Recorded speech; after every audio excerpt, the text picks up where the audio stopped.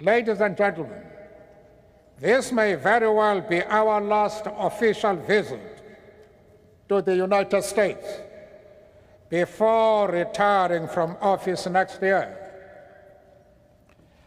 There could not be a more moving start to the visit than one which included being honored in this way by one of the great educational institutions of this nation and of the world.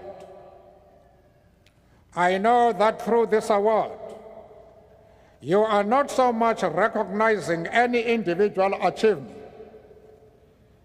but are rather paying tribute to the struggles and achievements of the South African people as a whole.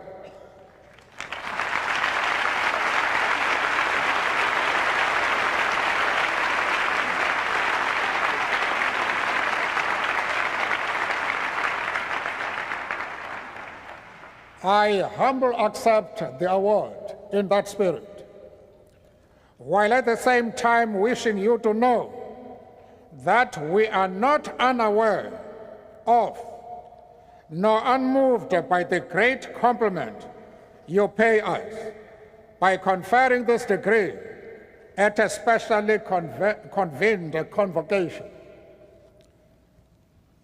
To join George Washington and Winston Churchill as the other recipients of such an award conferred at a specially convened convocation is not only a singular honor,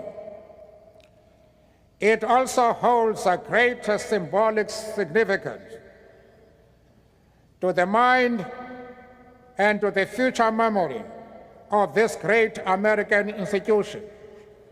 The name of an African is now added to those two illustrious leaders of the Western world.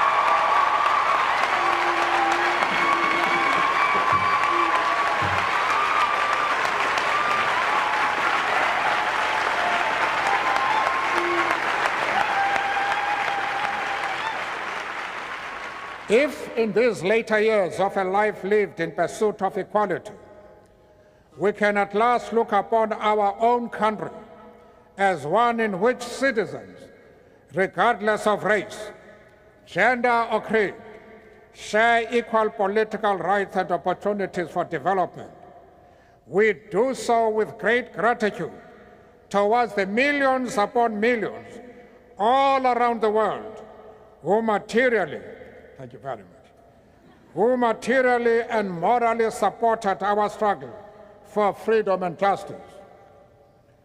Together with those freedom and justice-loving citizens of the world, we do at the same time, however, note that at the end of this century, a century which humanity entered with such high hopes for progress, the world is still beset by great disparities between the rich and the poor, both within countries and between different parts of the world. If in individual life we all may reach that part of the long walk where the opportunity is granted to retire to some rest and tranquility for humanity, the walk to freedom and equality seems, alas, still to be a long one ahead.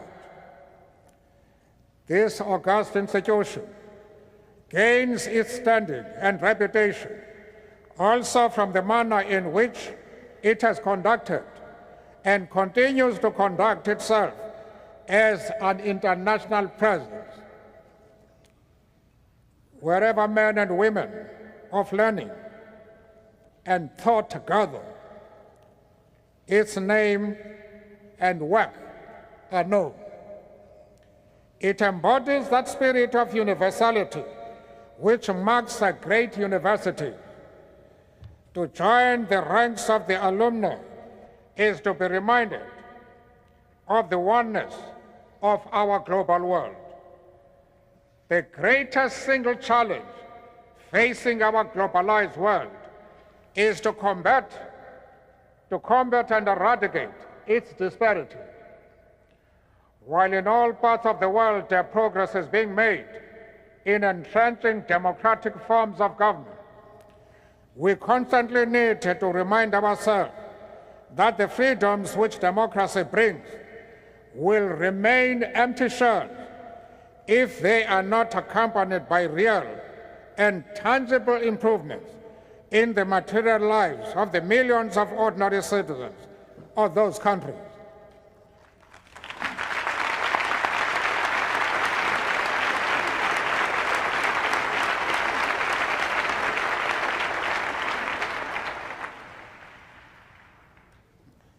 Where men and women and children go burdened with hunger, suffering from preventable diseases, languishing in ignorance and illiteracy, or finding themselves bereft of decent shelter, talk of democracy and freedom that does not recognize these material aspects can ring hollow and erode the confidence exactly in those values we seek to promote. Hence, our universal obligation towards the building of a world in which there shall be greater equality among nations and among citizens of nations. The disparity between the developed and developing world, between North and South, reflects itself also in the sphere of educational and intellectual resources. When in Africa we speak and dream of and work for a rebirth of that continent as a full participant in the affairs of the world in the next century, we are deeply conscious of how dependent that is on the mobilization and strengthening of the continent's resources of learning. The current world financial crisis also starkly reminds us that many of the concepts that guided our sense of how the world and its affairs are best ordered have suddenly been shown to be wanting. They are seen to have hidden real structural defects in the world economic system. The precepts of the economic theories who could so confidently prescribe to all now appear to have drawn much of their apparent intellectual validation from having been unchallenged by the day-to-day operation of a system that operated in the interest of the powerful.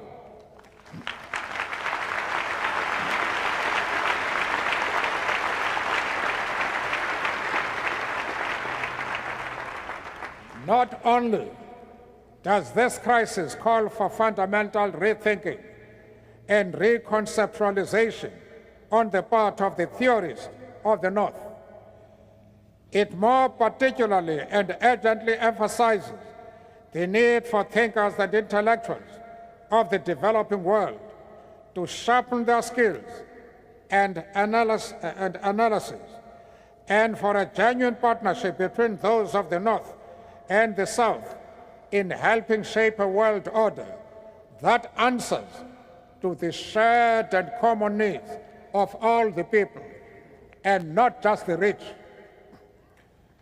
This university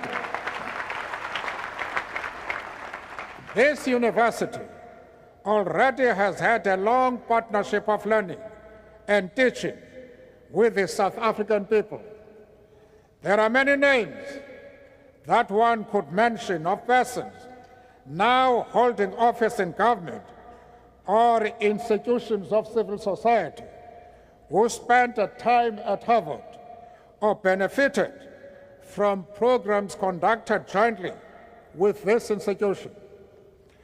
For that, our fledgling democracy, faced with the enormous task of reconstruction and development, owes your institution a great debt of gratitude.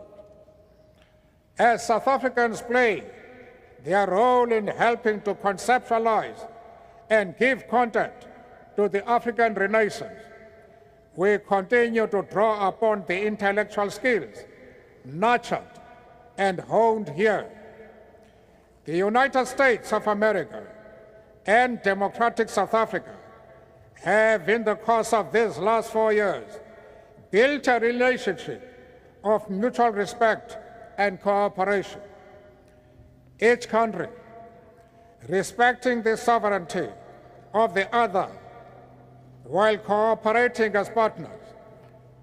As part of this relationship, the scholars who had the benefit of studying here returned better equipped to deal with the local challenges and problems as Africans.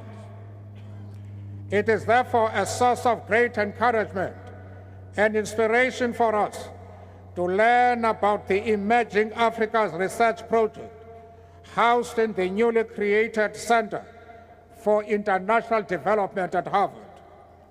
Its objective of undertaking an appraisal of Africa's economic, social, and political history, as well as the problems facing the continent, is timely and to be greatly welcomed. That it will be doing this in collaboration with African research institutions and scholars will serve to strengthen and build African intellectual capacity to take charge of its reconstruction and regeneration. I am confident that it will also strengthen and build your own understanding of African reality and your capacity to analyze that reality as part of our shared world.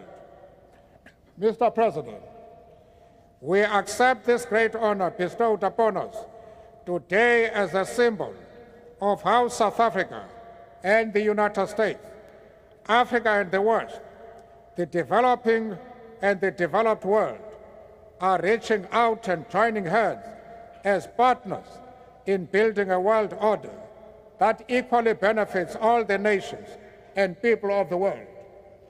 For 300 years, this great institution has served its nation with distinction.